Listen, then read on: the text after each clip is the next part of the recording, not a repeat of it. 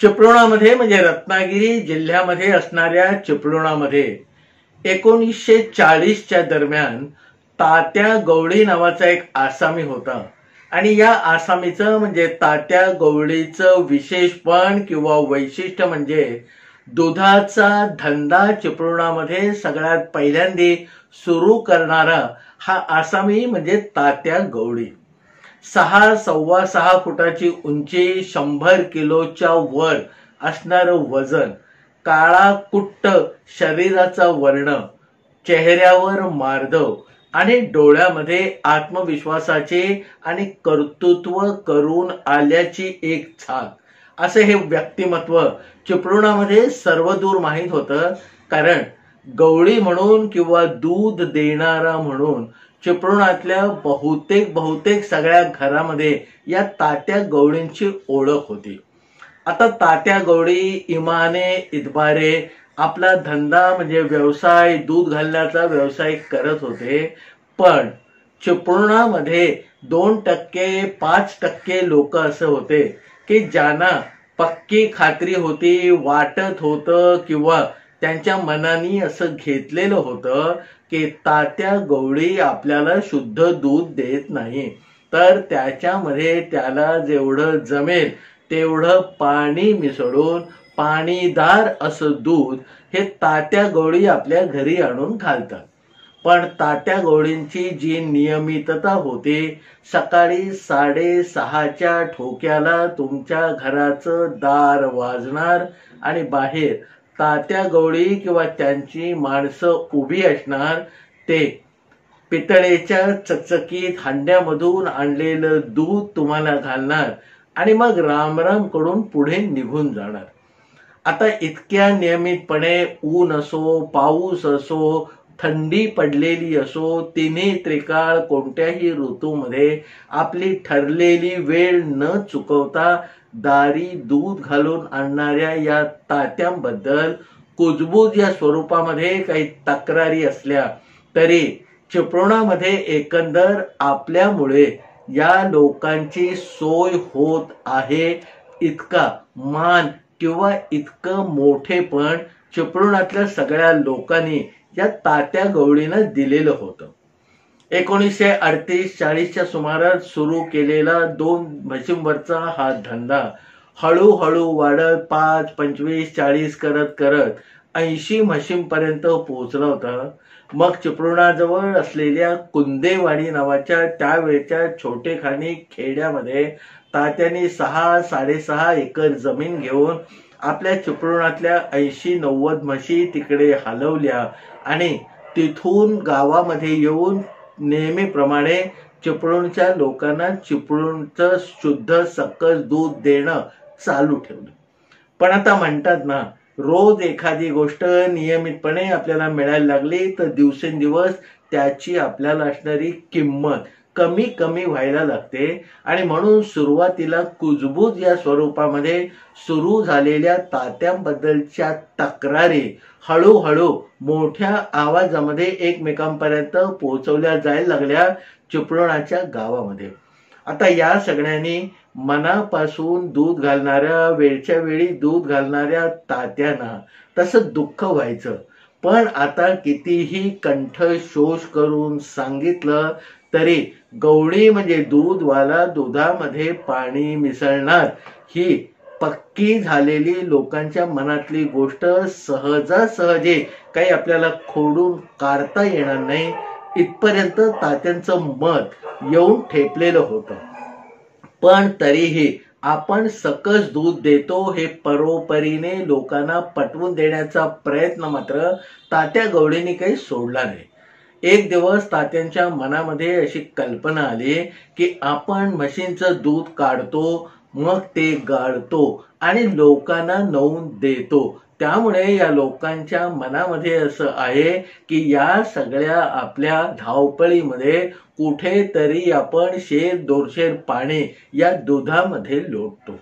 आता याच्यावर उपाय म्हणून तात्यांच्या मनामध्ये आलेली कल्पना त्यावेळच्या त्या काळाप्रमाणे अतिशय विलक्षण होती आणि त्यामुळे ज्या घरातून अशी कुजबूज किंवा तक्रार वजा सूर निघत होते त्यानं तात्यांनी एक खुलं आवाहन दिलं, म्हणजे आव्हान नव्हे तर आवाहन केलं की बाबा तुम्हाला असं वाटतं ना की मी दुधामध्ये पाणी घालतो तर उद्यापासून मी तुमच्या घरासमोर म्हैस आणून तुमच्या समोर तिचं दूध पिळून तुम्हाला देणार आहे.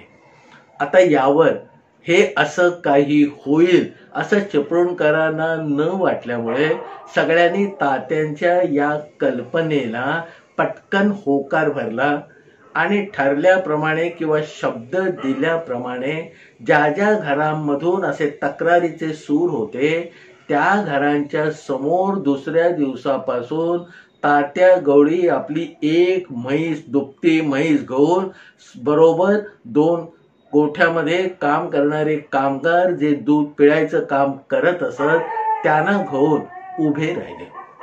आता सगळ्यात पहिल्यांदा जी तक्रार होती ते त्या गावातल्या मास्तरकी करणाऱ्या रानडे मास्तरांची होती.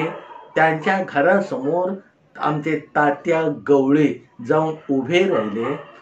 त्याने दार वाजवलं. तात्या आले म्हटल्यावरती रानडे मास्तर दुधाचं पातेलं घेऊन बाहेर आले आणि म्हणाले, हे काय नवीन? त्यावर तात्या गवळींनी सांगितलं की बाबा तुम्हाला शंका आहे की मी दुधामध्ये पाणी मिसळतो म्हणून तुमच्या समोर दूध पिळून देणार आहे. असं म्हणून रानडे मास्तरांनी आणलेलं पातेलं जवळजवळ तात्यांनी हिसकून घेतलं. आपल्या बरोबर असणाऱ्या नोकराकडे दिलं. नोकरांनी ते पातेलं त्या म्हशीच्या आचळाखाली धरलं. रटारट दूध काढलं. ते पातेलं भरल्यावर रानडे मास्तरांच्या स्वाधीन केलं. असं अजून 2-5 ठिकाणी म्हैस घेऊन दूध देऊन तात्या गवळी परत आले. आता हा उपक्रम 2-4 दिवस झाल्यानंतर ज्या ज्या ठिकाणी हे शुद्ध आणि डोळ्यासमोर काढून गेलेलं दूध होतं त्यांनी हळूहळू माघार घ्यायला सुरुवात केली. कारण त्यांच्या असं लक्षामध्ये आलं होतं की भसाभस भसाभस भसाभस असं आचळातून दूध पिळत असताना जेव्हा दुधाने ते पातेलं भरलं जात होतं आणि भरलेलं पातेलं घेऊन ही तक्रार करणारी गिऱ्हाईक जेव्हा ते आपल्या गॅसच्या किंवा स्टोव्हवरती ठेवत असत थोड्या वेळाने ते पातेलं अर्ध होत असे. आता याच्यामध्ये काही गिमिक किंवा वेगळे पण नव्हतं. पटापटा दूध काढताना धारोष्ण दूध जेव्हा म्हशीच्या आचळातून बाहेर येत असे आणि रटा येणाऱ्या त्या धाराने त्या दुधाला फेस येत असे आणि त्या फेसानेच अर्ध भांड भरलं जात असे. दूध त्याच्यामध्ये प्रत्यक्ष अर्धच पडत असे.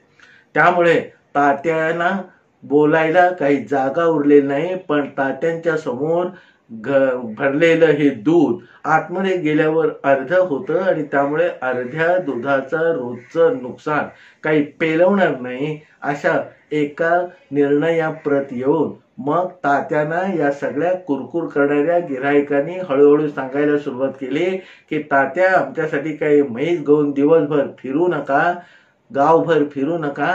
आम्हाला पटलेलं आहे की तुम्ही शुद्ध दूध देता. आता या तात्या गवळींना 2 मुलगे होते, धन्या आणि मन्या. या दोघांचं जन्मामध्ये 4 वर्षाचं अंतर. धन्या मोठा, मन्या छोटा. आता त्यावेळच्या पठडीप्रमाणे 7-8 वर्ष झाल्यावर हे धन्या आणि मन्या दोघे चिपळूणच्या शाळेमध्ये दाखल झाले. ते जेव्हा साधारण 12-13 वर्षाचा मोठा धनंजय म्हणजे धन्या झाला त्यावेळेला तात्या गवळीने आपल्या 12 वर्षाच्या मुलासाठी एक कोरी करकरीत हरक्युलिस ब्रँडची सायकल खरेदी केली आणि आपलं गाव गोठ्यातलं म्हणजे मशीनचं सगळं काम उरकल्यानंतर 9-9:30च्या सुमारास आपल्या दोन्ही मुलांना घेऊन एका पटांगणात जाऊन ती नवी कोरी सायकल तात्या गवळीने आपल्या मोठ्या मुलाला शिकवायला सुरुवात केली. आता नवीन सायकल ही त्यावेळेला खरोखर नवलाईचीच गोष्ट होती, कारण चिपळुणामध्ये त्यावेळेला फार थोडे लोक सायकलीवर टांग टाकून इकडे तिकडे जात असत. बाकीची बहुतांश जनता आपल्या पायावर आपला भार टाकून संबंध चिपळुणामध्ये येरझारा किंवा फिरस्तेपणा करत असत.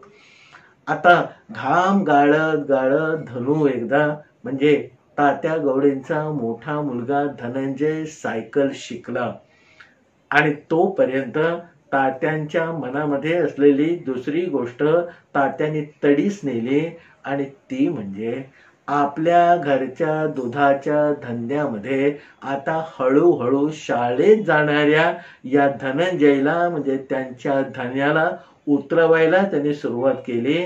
आणि जसं म्हणतात की अगदी पहिल्या पायरीपासून कुठचाही धंदा शिकायला लागतो आणि म्हणून तात्या गवळींनी एक दिवस सकाळी त्या नव्या कोऱ्या सायकलला 5-5 लिटरचे दुधाचे 2 कॅन 2 बाजूला लावले आणि धन्याला सांगितलं की अमुक अमुक गिरायकामध्ये जाऊन तू हे दूध आजपासून देऊन ये आणि तुला कष्ट नको म्हणून ही सायकल घेऊन दिलेली आहे.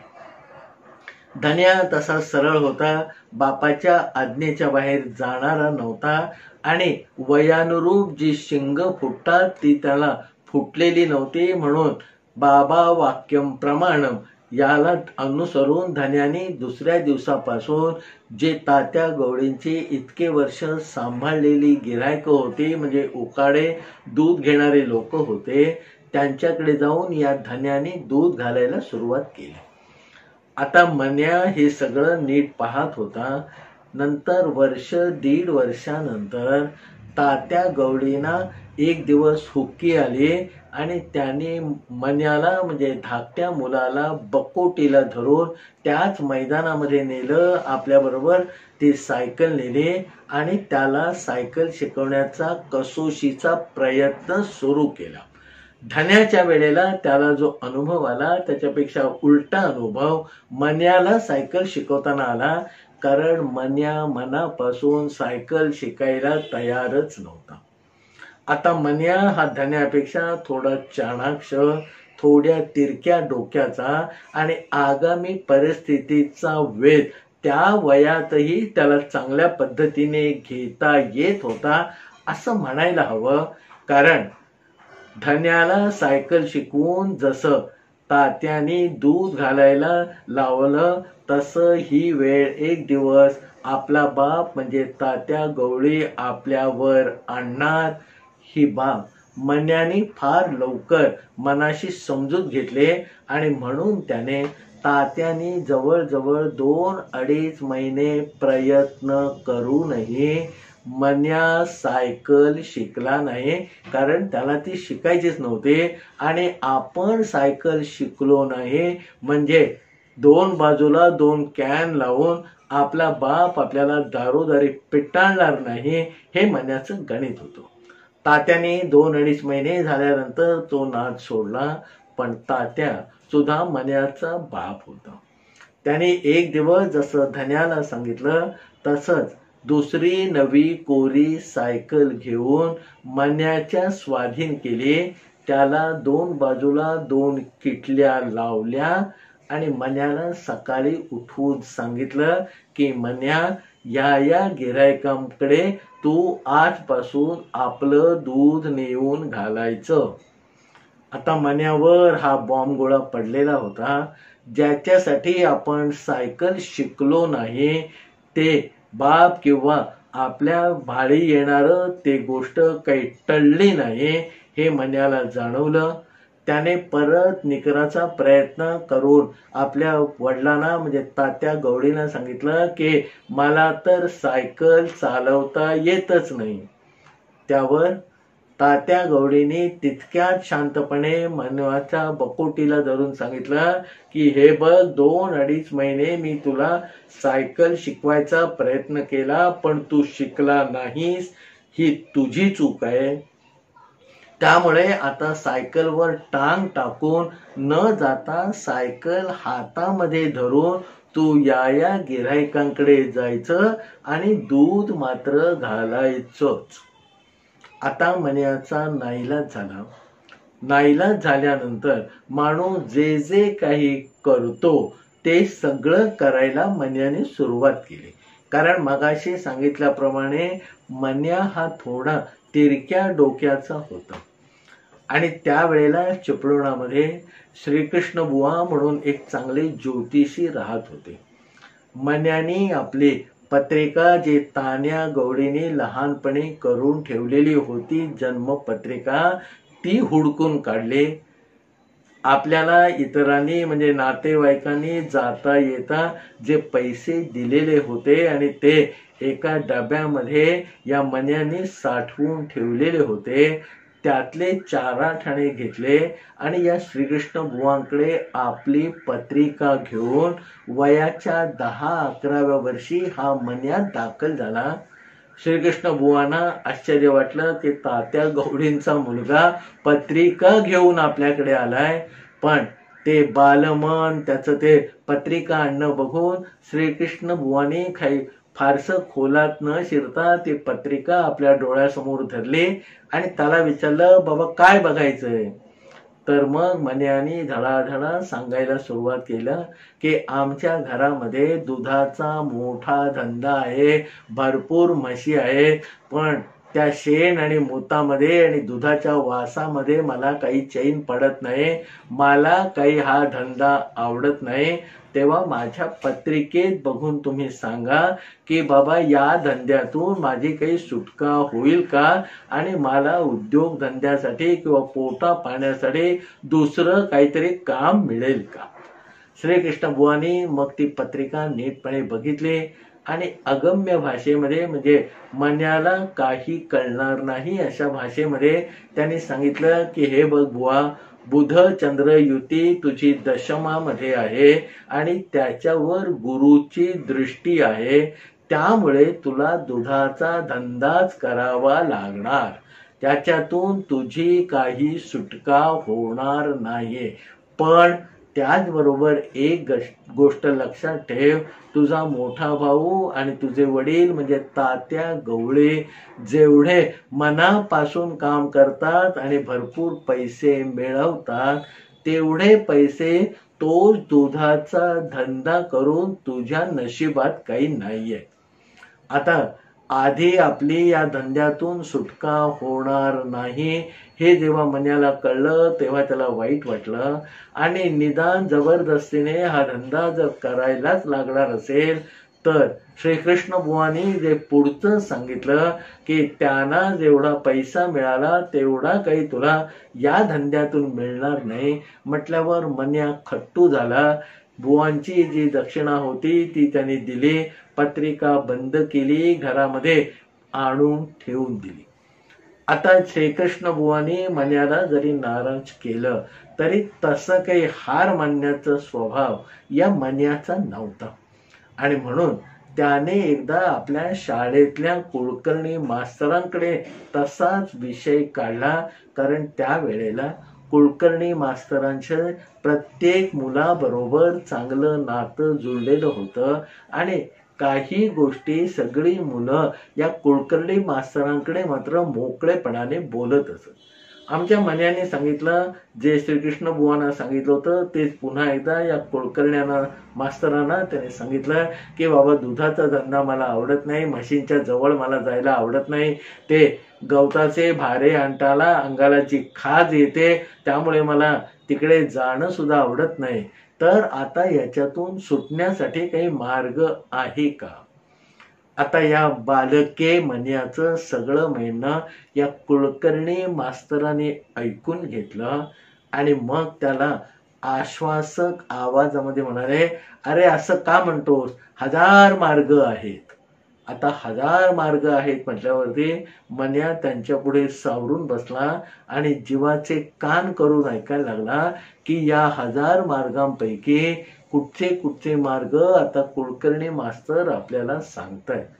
कुलकर्णी मास्तराने स्वच्छ शब्दामध्ये मन्याला सांगितलं की हे बघ, तुला धंदा जर करायचा नसेल तर काहीतरी करून तुला पैसे तर मिळवावेच लागतील, आणि म्हणून तू उद्यापासून मनापासून अभ्यास करायला, शिकून सवरून मोठा हो, आणि मग तुला चांगली सरकारी नोकरी लागेल.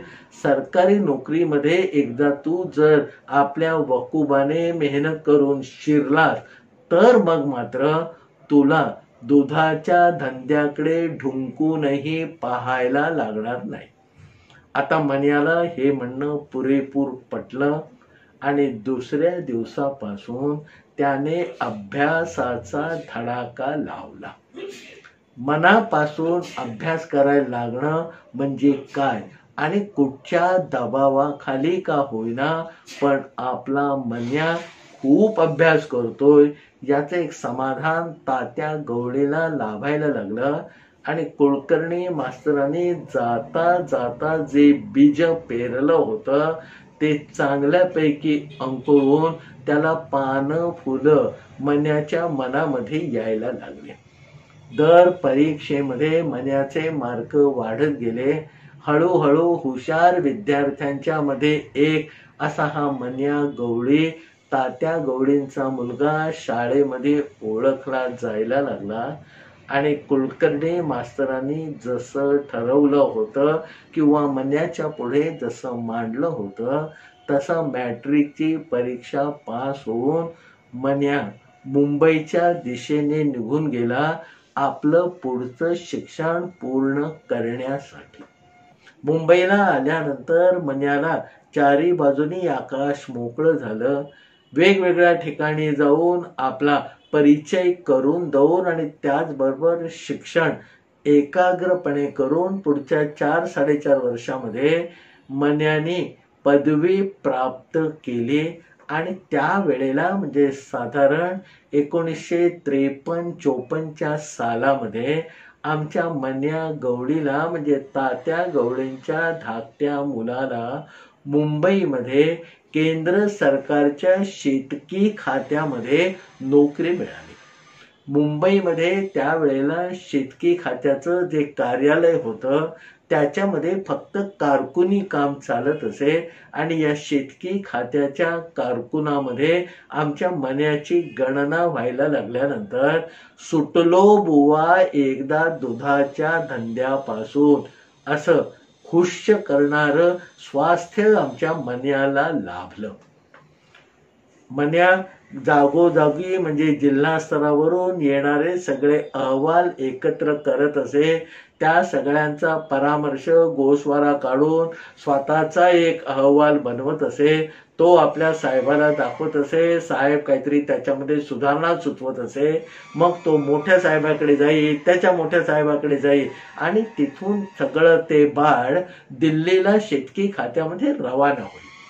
त्याच्यानंतर त्याचं काय जे होईल त्याच्याशी या खालच्या स्तरावरच्या म्हणजे आमच्या मन्याबरोबर काम करणाऱ्या कारकुनांना काहीही घेणं देणं त्या काळी नव्हतं.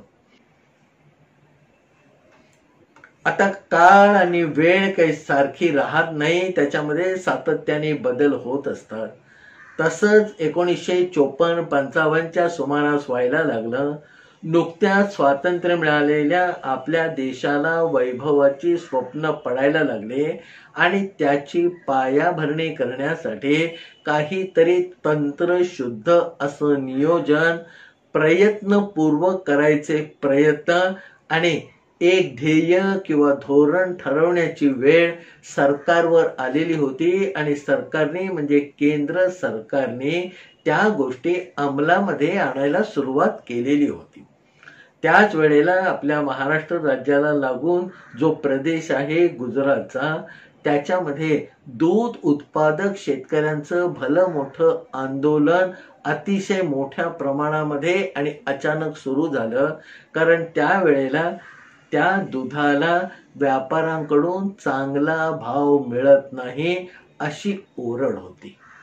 आता ही ओरड मोठ्या प्रमाणावर झाल्यावर आंदोलन, धरणं या गोष्टी ज्या गांधीजींनी शिकवलेल्या होत्या त्याचा अवलंब या शेतकऱ्यांनी सुरू केला आणि केंद्र सरकारला आता याच्यामध्ये लक्ष घातल्याशिवाय काही पर्याय नाही असं जाणवलं. त्यावेळेला मग एक अल्पजीवी किंवा अल्प मुदतीचं असं धोरण आखण्यात आलं की शेतकऱ्यांना काहीही करून शांत करायचं, त्यांच्या मागण्या ज्या आहेत त्या ऐकून घ्यायच्या, त्याच्यावरती तातडीने काही उपाय योजायचे आणि ही जी अस्वस्थता दूध उत्पादक शेतकऱ्यांमध्ये पसरलेली आहे त्याला लवकरात लवकर वेसण घालायची. आता केंद्र सरकारातून हे आदेश किंवा या गोष्टी ठरल्यानंतर त्याचे अहवाल किंवा त्याचे जे पुढची पायरी होती ती मुंबईच्या ऑफिसमध्ये आली, धोरणं निश्चित होऊन आली आणि ती अंमलबजावणीसाठी मुंबईच्या केंद्र सरकारच्या शेतकी खात्यामध्ये काम करणाऱ्या कर्मचाऱ्यांना सरकारने वेठीला धरलं. सगळ्यात पहिल्यांदा ते मुंबईमध्ये शेतकी ऑफिस होतं केंद्र सरकारचं, त्याच्यातल्या अर्ध्या लोकांची बदली गुजरातमध्ये करण्यात आली आणि त्याच्यामध्ये आमच्या मन्याचा नंबर लागला. आता कामाला वाघ असणारा, नवीन आव्हानं स्वीकारण्याला तयार असणाऱ्या आमचा मन्या म्हणजे तात्या गवळेंचा धाकटा मुलगा चिपळुणातून मुंबईत आलेला अतिशय वाकबगार किंवा तयार होता. त्याने पोटातलं पाणी न हलता किंवा कपाळावर एकही आठी उमटून न देता गुजरातसाठी आलेलं आपलं जे आमंत्रण किंवा बदली होती ती स्वीकारली. बाळ बिस्तारा गुंडाळून तो गुजरातमध्ये दाखल झाला. आता गुजरातमध्ये केंद्र सरकारने जी धोरणं किंवा दिशा निर्देश दिलेले होते त्याप्रमाणे मुंबईहून आलेल्या आणि केंद्र सरकारच्या विविध खात्यातून एकत्र जमलेल्या त्या अधिकाऱ्यांच्या आणि त्यांच्याबरोबर असणाऱ्या कारकुनांच्या बैठका सुरू झाल्या. काही विचारमंथन झालं, एक एक गोष्ट आकाराला यायला लागले आणि मग या शेतकऱ्यांशी संवाद साधण्याचं ठरलं आणि पुढचे 2 महिने या शेतकऱ्यांकडे जाऊन त्यांचं म्हणणं ऐकून घ्यायचं एवढा एकच कार्यक्रम सरकारने या शेतकी खात्याच्या लोकांना दिला आणि या लोकांनी आमच्या म्हणण्यासकट सगळ्याने मोठ्या आनंदाने तो स्वीकारला. शेतकऱ्यांची बोलाचाली सुरू झाली. त्याच्यामधनं काही गोष्टी बाहेर यायला लागल्या. शेतकऱ्यांची खरी जी दुःख होती तिथल्या व्यापाऱ्यांची जी उद्दामगिरी किंवा अरेरावी होती ते सरकारी मुनिमांच्या म्हणजे शेतकी खात्यामध्ये हे जे लोक होते आणि या प्रश्नाला भिडण्यासाठी केंद्र सरकारने ज्यांची नेमणूक केलेली होती त्यांना कळायला लागल्या आणि हळूहळू शेतकऱ्यांच्या साठी काहीतरी करायला पाहिजे या निष्कर्षाप्रत 1955-56 केंद्र सरकार आलं. चिपळुणामधून आधी मुंबईला आणि मग गुजरातमध्ये गेलेल्या आमच्या मन्याच्या असं लक्षामध्ये आलं की त्यावेळेला पोल्सन नावाची एक कंपनी या शेतकऱ्यांकडनं सगळं दूध खरेदी करत असे आणि त्या कंपनीला जेव्हा वाटेल तेव्हा हे दुधाचे भाव पाडत असे आणि शेतकऱ्यांची अडवणूक किंवा फसवणूक करत असे. पण या पोल्सन कंपनीचं एकच धोरण चांगलं होतं की दूध आपल्याकडे आल्यावर त्याचं बिल ही कंपनी तिथल्या तिथे अदा करत असे आणि ज्या शेतकऱ्यांना रोजच्या रोज पैसे कमवून कुटुंबाचा गाडा हाकावा लागत होता त्यांच्या दृष्टीने ही सगळ्यात महत्त्वाची गोष्ट होती की दूध नेऊन दिलं आणि पैसे घेऊन आलं.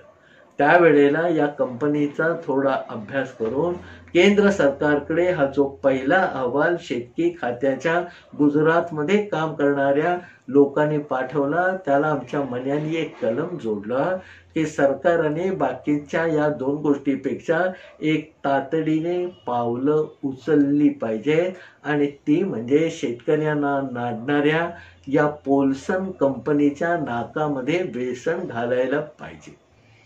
त्यावेळेला पंडित जवाहरलाल नेहरू हे भारताचे पंतप्रधान होते. त्यांच्यापर्यंत हा अहवाल गेला आणि मन्यानी जे लिहिलेलं होतं ते कलम पंडित नेहरूंनाही सगळ्यात महत्वाचं वाटलं आणि त्यांनी मग आपल्या दुसऱ्या यंत्रणा कार्यक्षम किंवा कार्यरत करून या पोल्सन कंपनीला गुजरातमध्ये सळो की पळो करून सोडलं आणि त्यांचा कारभार, त्यांची अरेरावे पुढच्या वर्षभरामध्ये अक्षरशः मोडीत काढली.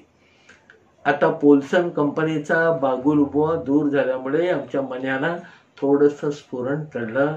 आपण जर काही चांगल्या गोष्टी सांगितल्या तर त्याची दखल घेतली जाते हे मन्याच्या लक्षात आल्यानंतर मन्याचे बाहू फुरफुरायला लागले. त्याच्यानंतर त्याने गुजरातमध्ये या शेतकऱ्यांच्या छोट्या छोट्या सहकारी संस्था बनवण्यामध्ये अतिशय मोठा पुढाकार घेतला. जी काही कागदाची कारवाई बाबूगिरी असेल ती लवकरात लवकर पूर्ण करण्याचा सपाटा आमच्या या चिपळुणातल्या मन्यानी गुजरातमध्ये त्यावेळेला लावला होता. त्याची फळं हळूहळू दिसायला लागली. ती फळं दिसायला लागल्यानंतर आमचं मन्याचं कर्तृत्व ठसठशीतपणे लोकांच्या समोर व्हायला लागलं. त्याच्यानंतर दुधाबद्दल कुठचाही निर्णय घेताना आमच्या मन्याला आणि त्याच्या 2-3 सहकाऱ्यांना दिल्लीकडून प्रत्येक वेळेला विचारणा व्हायला लागली आणि बाबूगिरीमध्ये अव्वल असलेला आमचा हा मन्या हळूहळू उच्चाधिकार या पदापर्यंत पोहोचला. सरकारला दरवेळेला त्याचं मत विचारात घ्यावं असं वाटायला लागलं. त्याच्यानंतर पंडित नेहरूंच्या निधनानंतर लाल बहादूर शास्त्री या देशाचे पंतप्रधान झाले आणि पंतप्रधान झाल्यानंतर काही दिवसातच त्यांना मोठ्या युद्धाला सामोरं जावं लागलं. 1965 सालचं जे भारत आणि पाकिस्तान युद्ध सुरू झालं त्यावेळेला लाल बहादूर शास्त्रींनी ज्या निवडक अधिकाऱ्यांना गुजरातमधून आपल्या कार्यालयामध्ये बोलवून घेतलं होतं त्याच्यामध्ये आमच्या चिपळुणातल्या मन्याची वर्णी लागली होती किंवा तो मान त्याला मिळाला होता. शास्त्रीजींनी अतिशय थोडक्या वेळामध्ये स्पष्ट शब्दात यांना सांगितलं की तुमच्याकडे सहकारी संस्थांचं जाळं निर्माण झालेलं आहे आणि आता या युद्धाच्या काळामध्ये सैन्याला मिळणारी रसद विना विलंब आणि विना अडथळा जात राहील याच्यासाठी या सरकारी छोट्या छोट्या संस्थांनी सरकारला मदत करावी अशी लाल बहादूर शास्त्रींची अपेक्षा त्या मंडळासमोर मांडण्यात आली.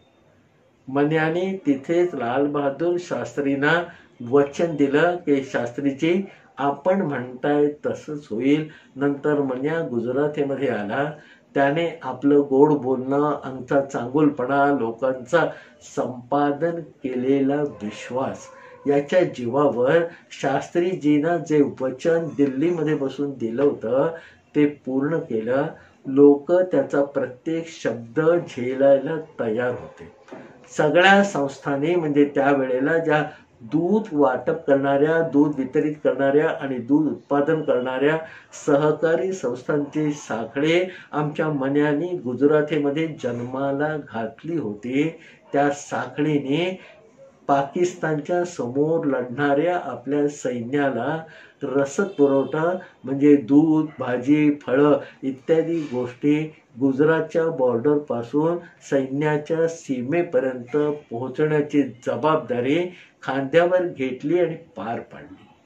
त्याच्यानंतर मन्याचं कर्तृत्व दिवसेंदिवस प्रकाशमान किंवा विस्तारत व्हायला लागलं आणि 1965 सालाच्या दरम्यान गुजरातच्या क्षितिजावर आणखीन एक मन्यासारखा ध्रुव तारा उगवला ज्याने तन मन धन आणि जे काही होतं ते पण्याला लावून मन्याचं जे काम सुरू होतं त्याला खत पाणी घालून ते विस्तारित नेण्याचा चंग बांधला होता. आणि ते व्यक्तिमत्व म्हणजे वर्गीज कुरियन जे केंद्र सरकारच्या विनंतीला मान देऊन गुजरातमध्ये दूध आणि दुधासंबंधी असणाऱ्या व्यापाराची भरभराट करण्यासाठी दिल्लीहून गुजराथेमध्ये दाखल झाले होते. मग पुढचे 8 ते 10 वर्ष या वर्गीज कुरियन नावाच्या विलक्षण माणसाबरोबर चिपळुणातल्या आमच्या मन्या गवळीने खांद्याला खांदा लावून काम केलं. त्यांच्या दोघांच्या प्रभावामुळे 1965-66 सालाच्या दरम्यान शास्त्रीजींची दिल्लीमध्ये 2-4 वेळेला भेट घेऊन केंद्र सरकारकडून म्हणजे शास्त्रीजींकडूनच नॅशनल डेअरी डेव्हलपमेंट बोर्ड म्हणजे NDDB नावाची आज दूध उत्पादक आणि वितरकांची जी केंद्रीय संस्था आहे ती जन्माला शास्त्रींना घालायला लावली. त्याचे पहिले MD आणि नंतर चेअरमन होते वर्गीज कुरियन आणि त्यांच्यानंतर 2 नंबरचं जे पद होतं असिस्टंट डायरेक्टर ते होतं आमच्या मन्या गवळीकडे चिपळुणातून आलेलं. त्याच्यानंतर मन्याचं क्षितिज अतिशय विस्तारत गेलं. 1972 साली त्या वेळचे रशियाचे राष्ट्राध्यक्ष म्हणजे त्यावेळेला त्यांना प्रीमियर म्हणत असत. आज जे आपण प्रेसिडेंट किंवा प्राईम मिनिस्टर म्हणतो त्यावेळेला रशियाच्या सर्वोच्चपदी विराजमान झालेल्या माणसाला प्रीमियर म्हणत असत.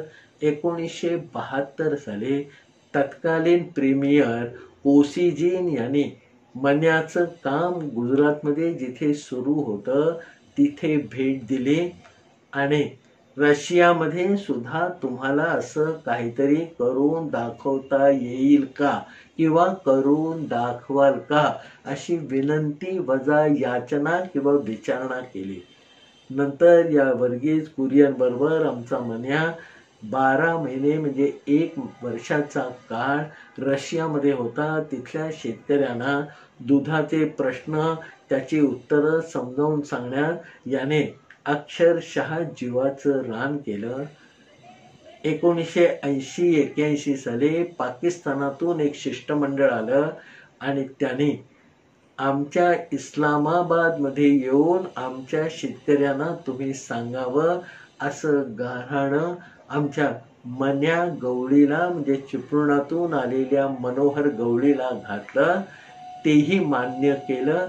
इस्लामाबादमध्ये काही दिवस राहून मन्यांनी तिथल्या शेतकऱ्यांनाही मार्गदर्शन केलं आणि आज NDDB आणि त्याचं जुळं भावंड असलेलं अमूल हे आपल्या सगळ्यांना पुरेसं माहिती आहे.